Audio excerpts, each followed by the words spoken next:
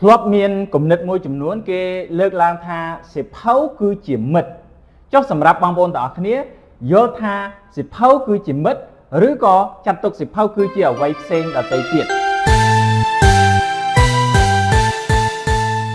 សម្រាប់ខ្ញុំសិភៅមិនមែនត្រឹមតែជាមិត្តនោះទេ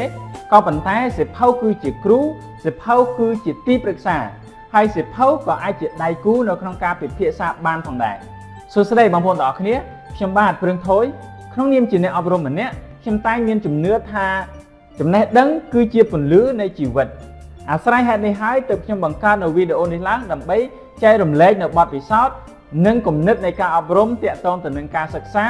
និងការរស់នៅឲ្យមាននូវសេចក្តីសុខសម្រាប់ថ្ងៃនេះប្រធានបទដែលខ្ញុំចង់លើកយកមកចែករំលែកជាមួយនឹងបងប្អូនទាំងអស់គ្នាគឺទាក់ទងទៅនឹងគំនិត3យ៉ាងដែលខ្ញុំទទួលបានបន្ទាប់អំពីការអានសៀវភៅបណ្ឌិតសភាយោធាអាមេរិកនៅពេលដែលនិយាយដល់សៀវភៅនេះខ្ញុំជឿជាក់ថាមានបងប្អូនយើងជាច្រើនឬក៏បងប្អូនមួយចំនួនយ៉ាងហោចណាស់បានស្គាល់វាគឺជាស្នាដៃបកប្រែឬក៏ស្នាដៃប្រែសម្រួលរបស់បងប្រុសឡាំលីនដែលជាម្ចាស់ស្នាដៃសៀវភៅអំណានគឺជាអំណាចនិយាយដល់បណ្ឌិតសភាយោធានេះខ្ញុំជឿជាក់ថាបងប្អូនយើងមួយចំនួនក៏ប្រហែលជាបានដឹងផងដែរថាសម្ដេចធិបតីដែលជានាយករដ្ឋមន្ត្រីបច្ចុប្បន្នរបស់កម្ពុជាយើងក៏ជាអតីតសិស្សនៅបណ្ឌិតសភាយោធាអាមេរិកផងដែរ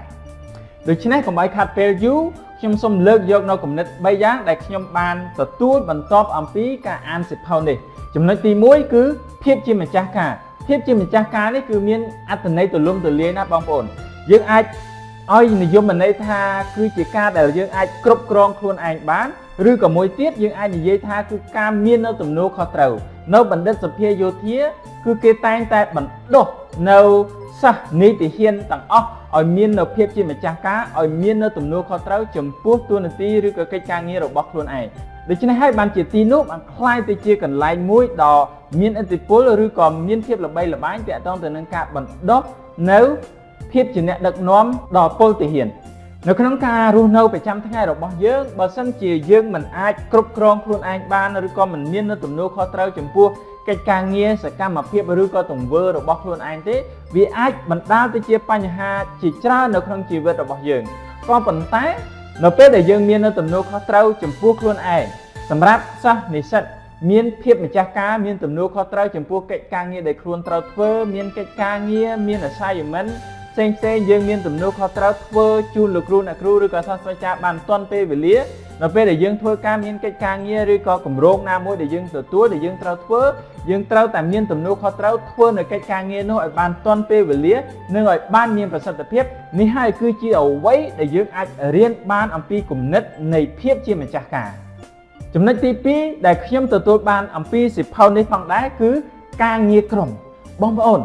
ការមាននៅសមត្ថភាពនៅក្នុងការធ្វើការងារជាក្រុមគឺជាជំនាញមួយដែលយើងគួរតែយកចិត្តទុកដាក់ផងដែរពីព្រោះថានៅក្នុងសម័យបច្ចុប្បន្ននេះបើសិនជាយើងមិនចេះធ្វើការងារជាក្រុមទេយើងអាចនិយាយបានថាវាអាចនឹងធ្វើឲ្យយើងមានភាពលំបាកជាពិសេសនៅពេលដែលយើងចេញធ្វើការងារឬក៏បំពេញការងារផ្សេងៗការធ្វើការងារជាក្រុមគឺជាសមត្ថភាពមួយដែលធ្វើឲ្យយើងមានជំនាញនៅក្នុងការប្រស្រ័យទាក់ទងជាពិសេសនៅក្នុងការគិតគូរពី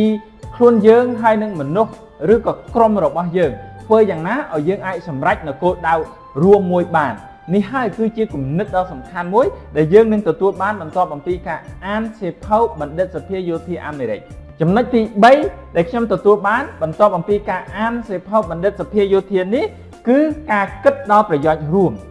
នៅបណ្ឌិតសភាយោធាការបណ្ដុះបណ្ដាលពលទាហានគឺធ្វើយ៉ាងណាឲ្យពួកគាត់មាននៅស្មារតីគិតប្រយោជន៍រួមជាធំហើយនៅក្នុងការរស់នៅសប្តាហ៍ថ្ងៃក៏ដូចជាការប្រកបមុខរបរឬក៏ការធ្វើការងារផ្សេង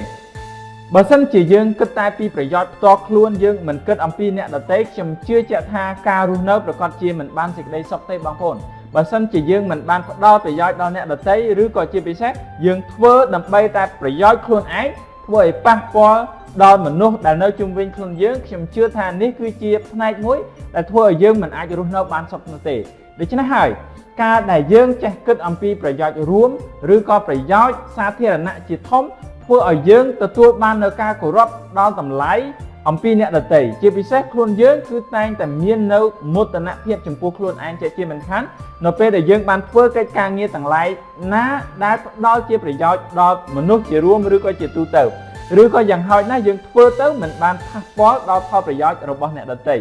ហើយការគិតនៅប្រយោជន៍រួមនេះគឺពិតជាមានសារៈសំខាន់ណាស់នៅក្នុងការដឹកនាំស្ថាប័នឬក៏ដឹកនាំនៅក្រុមហ៊ុនផ្សេងនាពេលបច្ចុប្បន្ននេះជារួមមកវិញគំនិតដែលមាននៅក្នុងសិភៅបណ្ឌិតសភាយោធានេះគឺច្រើនមែនទែនបងប្អូនជាពិសេសពាក់ព័ន្ធទៅនឹងគំនិតនៃការដឹកនាំក៏ប៉ុន្តែសម្រាប់ខ្ញុំនៅក្នុងវីដេអូនេះសូមចែករំលែកជាមួយនឹងបងប្អូននៅគំនិត3ទី1គឺភាពជាម្ចាស់ការទី2គឺការងារក្រុមហើយនិងទី3គឺការគិតប្រយោជន៍រួមចុះសម្រាប់បងប្អូនដែលធ្លាប់បានអានសិភៅមួយក្បាលនេះតើបងប្អូនទទួលបានគំនិតអ្វីខ្លះឬក៏សម្រាប់បងប្អូនតើយល់ថាការអានសិភៅទទួលបានសារៈសំខាន់អ្វីខ្លះសូមបងប្អូនជួយ comment ខាងក្រោមដើម្បីចែករំលែកជាមួយខ្ញុំផងហើយសូមចុច follow ឬក៏ subscribe ដើម្បីទទួលបាននូវគំនិតនៃការអប់រំហើយនិងការរស់នៅប្រកបដោយសេចក្តីសុខសូមអរគុណ